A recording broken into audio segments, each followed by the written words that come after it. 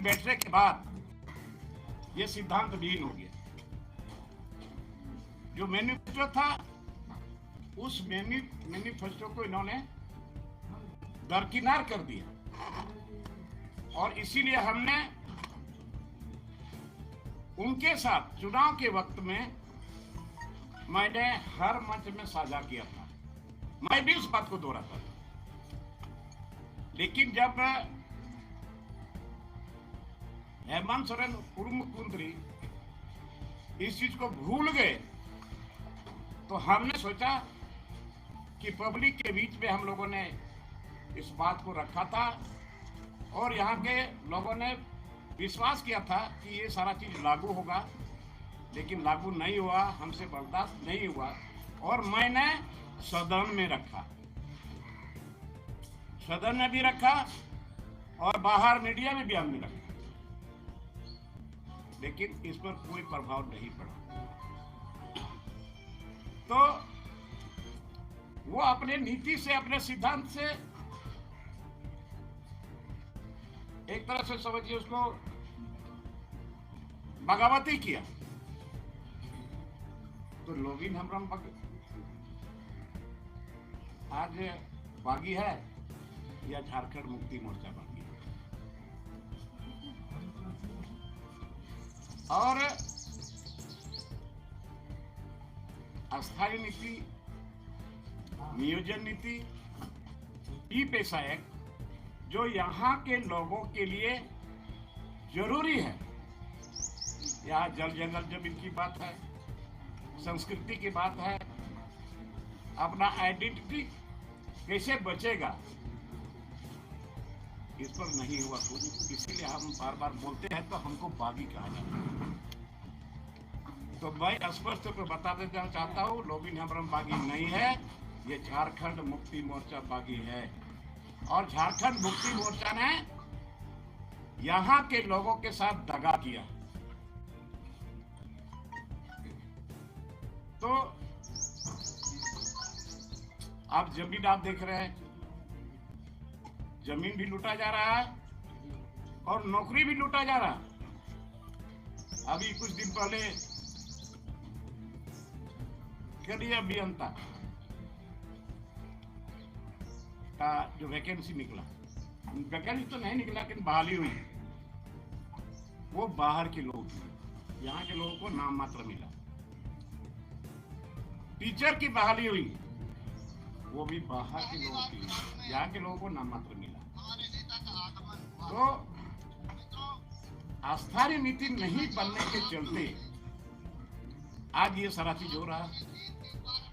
और इसीलिए हमने सदन में भी कहा था, बाहर ही कहा था कि 1932 खतियानधारी या जो भी हो, आप जिसके हाथ में खतियान है वो यहाँ का स्थानीय है और ये सारी नौकरियां में उन लोगों को भागीदारी मिलना चाहिए, उसको प्राथमिकता मिलना चाहिए, वो नहीं। तो आज हमारी बात को अनसुनी ये लोग करते गया और आज अभी लोकसभा का चुनाव 22 तारीख से, आप लोगों को याद होगा 22 तारीख से सदन शुरू होने का था, हुआ भी 21 तारीख को कार्यकारिणी की बैठक बुलाई गई। कार्यकारिणी की बैठक में वहां बोला गया कि 3 मुद्दे पर बात करना है। वो मुद्दा है संगठन, दूसरा मुद्दा है आसन लोकसभा चुनाव और तीसरा मुद्दा है कि आज का स्थिति परिस्थिति जो पैदा हुआ है, जो आज पूर्व मुख्यमंत्री हेमंत सोरेन जेल में। बहुत लोगों ने अपने तरीके से कहा संगठन ऐसा है वैसा है, चल रहा है, हम लोग न्याय यात्रा निकाल रहे हैं। असम लोकसभा चुनाव के बारे में किसी ने नहीं कुछ बोला, सब लोग बोलते गए। जब हम बोलना शुरू किए तो हमने कहा कि संगठन हम लोगों का था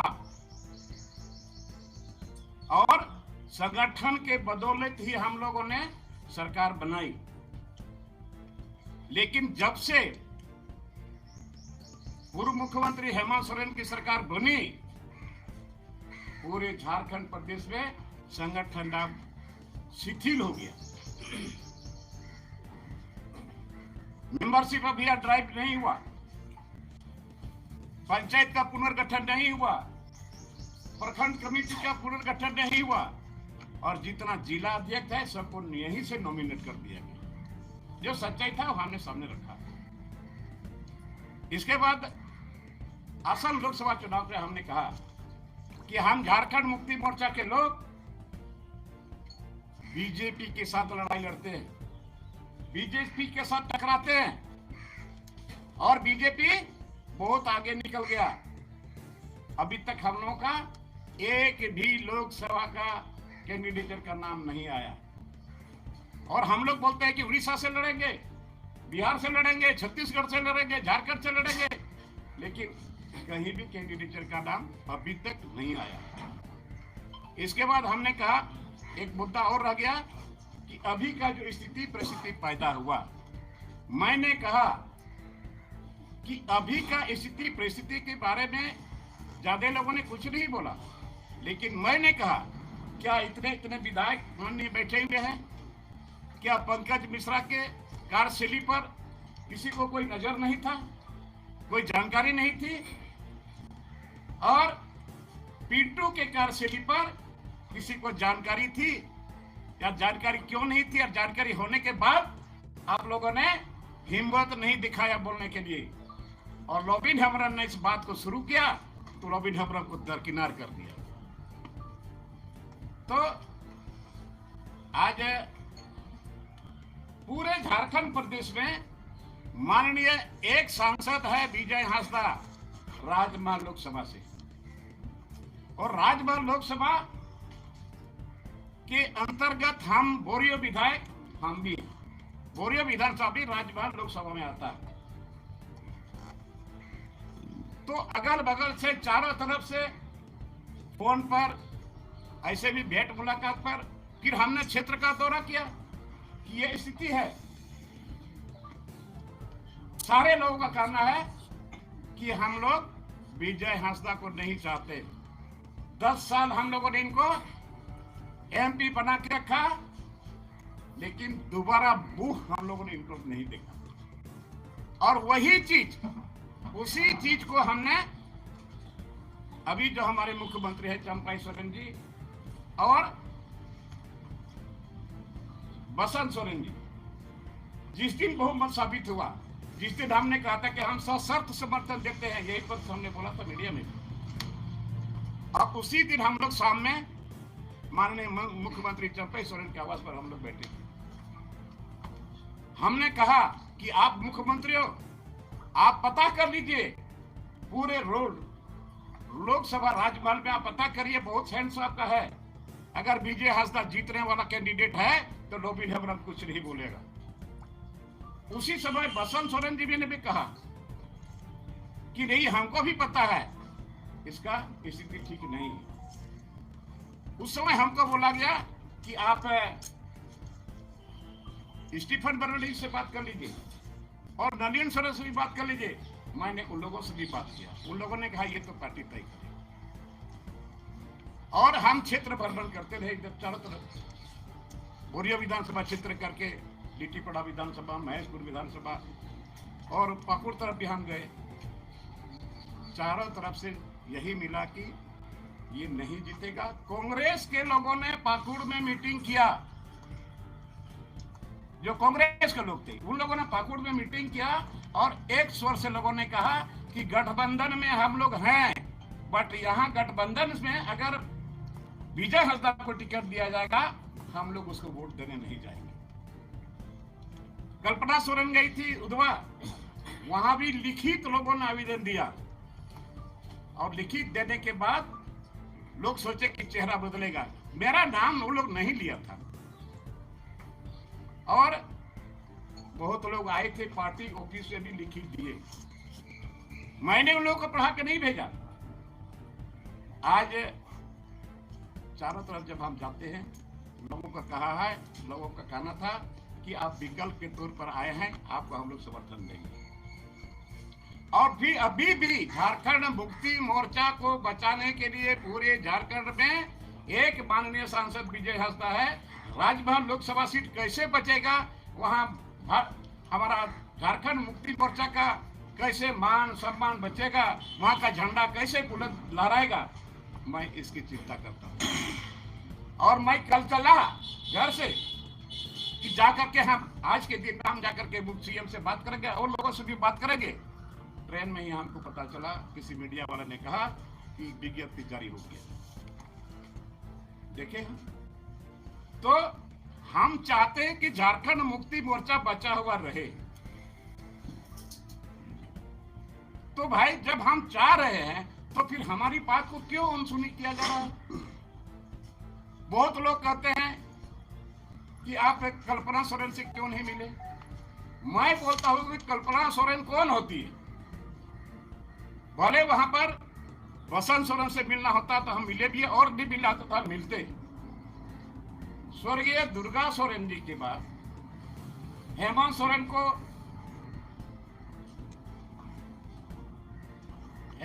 को मुख्यमंत्री बनने का सौभाग्य प्राप्त हुआ, और हेमंत सोरेन जेल जाने के बाद मौका मिलना चाहिए था बसंत सोरेन को। अब मैं पहले भी बोला, अगर आज बसंत सोरेन कहीं बुलाएंगे तो वहां मैं जाऊंगा। तो आज ये झारखंड मुक्ति मोर्चा एक तरह से लोगों ने इसको अभी बंधक के रूप में रखा है। एक तरह से ये बिकने वाला है झारखंड मुक्ति मोर्चा। हमको लोग बोलता है कि आप भारतीय जनता पार्टी के एजेंट हो। मैं बोलता हूं कि भारतीय जनता पार्टी के साथ जिन्होंने मिलकर सरकार बनाया, एजेंट हुआ है कि हम विगत चुनाव में राजभवन विधानसभा में झारखंड मुक्ति मोर्चा के लोगों ने एमटी राजा को टिकट देने से वंचित कर दिया, जो जीतने वाला आदमी था। तो जहां सच्चा है वहां तो हम तो बोलते ही और बोलेंगे ही। तो आज जब सूची निकल गया और जो क्षेत्र भ्रमण के क्रम में लोगों से मिलते जुलते गए, परामर्श लेते गए, लोगों के कहने के मुताबिक अब मेरा झारखंड मुक्ति मोर्चा में जगह नहीं है। लेकिन फिर भी मैं निर्दलीय जीतूंगा तो झारखंड मुक्ति मोर्चा को भी बचाने का हम काम करेंगे, क्योंकि यही झारखंड मुक्ति मोर्चा झारखंड प्रदेश में जितने लोग हैं जिसके लिए यह राज्य अलग हुआ है, वो बेचारे कहां जाएंगे।